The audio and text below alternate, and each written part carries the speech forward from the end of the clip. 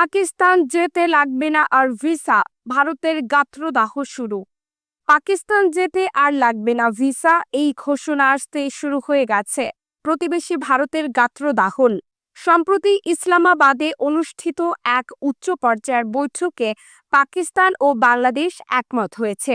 সরকারি ও কূটনৈতিক পাসপোর্টধারীরা এখন থেকে বিনা ভিসায় দুই দেশে যাতায়াত করতে পারবেন। বিশেষজ্ঞরা বলছেন, এটি দুই দেশের মধ্যকার সম্পর্কের নতুন দিগন্ত খুলে দেবে। তবে ভারতের প্রতিক্রিয়া এসেছে একেবারে শীতল নয়, বরং রীতিমতো সতর্ক অবস্থানে গেছে নয়াদিল্লি। ভারতীয় গোয়েন্দা মহলের আশঙ্কা, এই সুযোগকে কাজে লাগিয়ে পাকিস্তানি আইএসআই এজেন্টরা সহজেই ঢাকায় প্রবেশ করতে পারে, আর সেখান থেকেই ছড়াতে পারে চরমপন্থী কার্যক্রম।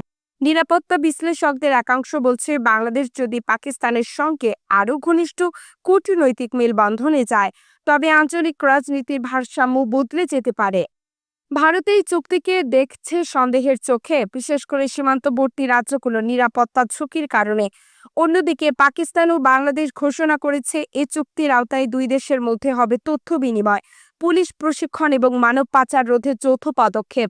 এতদিন পর দুদেশের এমন ঘনিষ্ঠতায় প্রশ্ন উঠেছে, ঢাকা কি নতুন করে ইসলামাবাদকে কৌশলগত বন্ধুত্বের হাত বাড়িয়ে দিচ্ছে? সামনের দিনগুলোতে এই সম্পর্ক কতটা গভীর হয় আর ভারতের অবস্থান কেমন থাকে, সেদিকেই এখন তাকিয়ে দক্ষিণ এশিয়ার রাজনীতির চোখ। আতিয়া আফিফা, ইন্টারন্যাশনাল ডেস্ক, 0 টিভি।